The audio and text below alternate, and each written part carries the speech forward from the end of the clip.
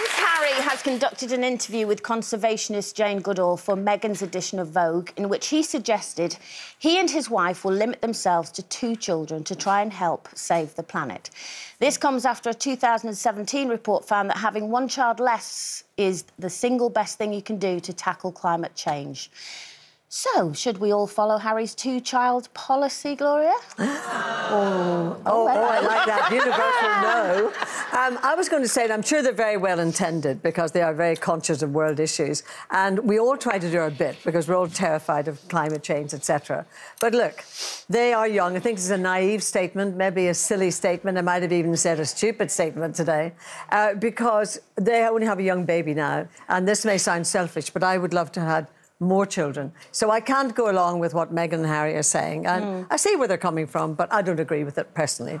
I think they'll change their mind.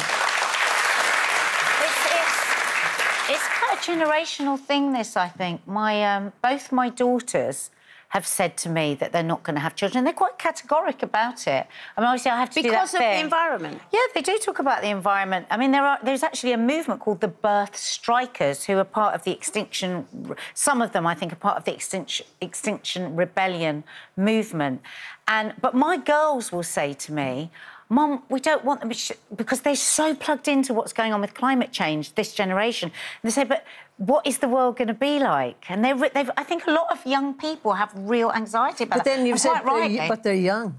So when they meet the love of their life and when they get married, possibly, they might change their mind. Yeah, but if they didn't change their mind, how do you feel? When they said that, was there a part of you thought, oh, I'll never have grandchildren? Oh, God, yeah. I mean, I've always had to try and think that way anyway because I'm an older mum, so you can't have everything, can you? I had a whole life before I had children, and it does make me... I mean, I would love nothing more than to be a grandmother, so it does make me really sad when they say it, but I hear them, and their anxiety is real about the planet and what is going on, and they can't see a world if the temperature keeps going up in the way that it is, there's not going to be a world for their babies and their babies ahead.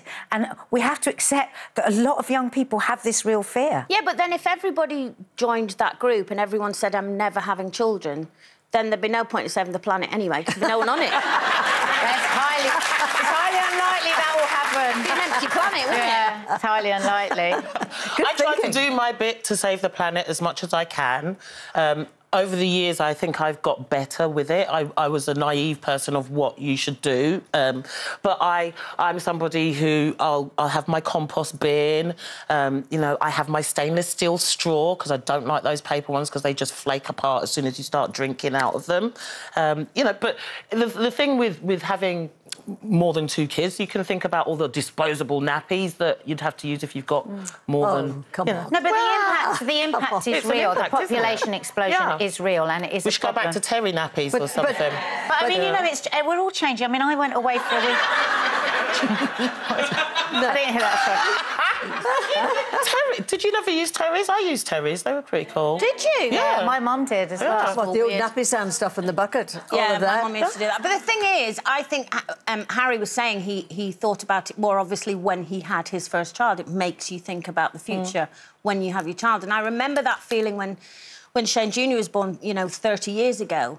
The first thing, I mean, obviously I felt the overwhelming love, but then all of a sudden you have this incredible fear where everything... I mean, I was 23, and before that I hadn't really taken notice of, you know, the news, or I'd go, oh, yeah, that's terrible, and turn over to whatever.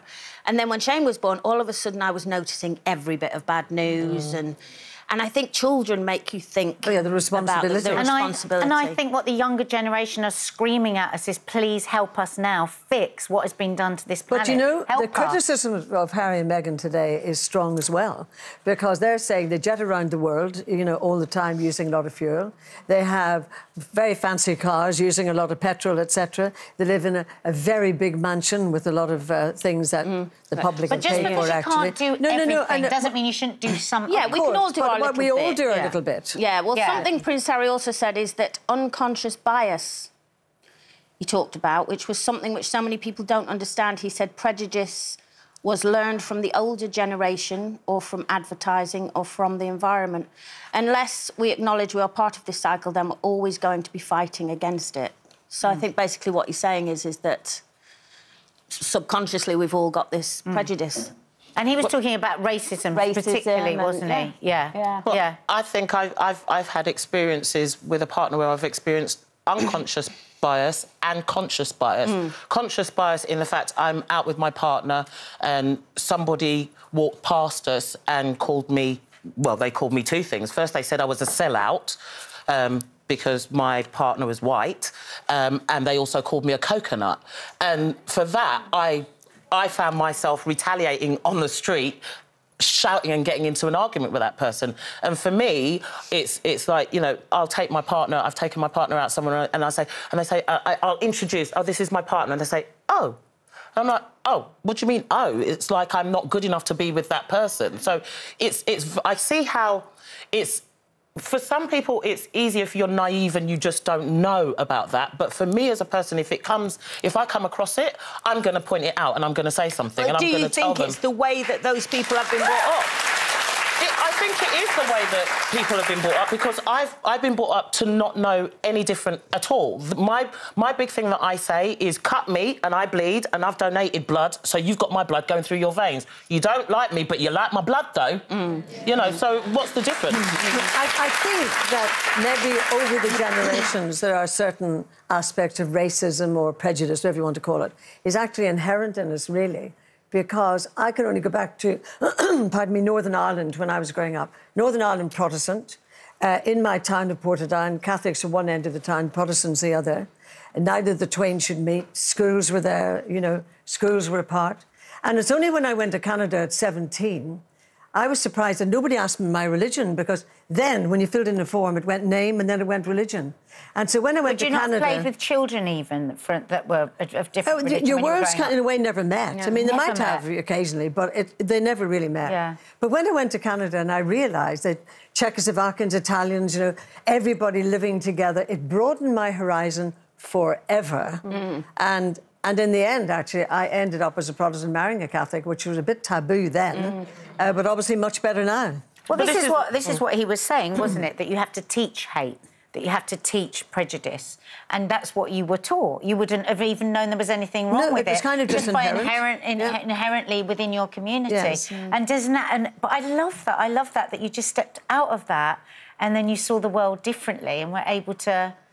But some people don't get the opportunity, do they, to step out of that environment, so they just carry on living that. Somebody was saying today, I think in America, 75%, was it you that was saying 75% of people don't have a passport, so they've never travelled out of their country to see, and I think that that's just so important, if you can, isn't it, is to get out of your community. Yes. Well, look at Middle America. Middle America is so prejudiced, largely because many people have never travelled, they've never even seen the sea. Never even gone that far. Still unconscious bias, because you're that end and I'm this end. But I love you, that's the difference. I love you.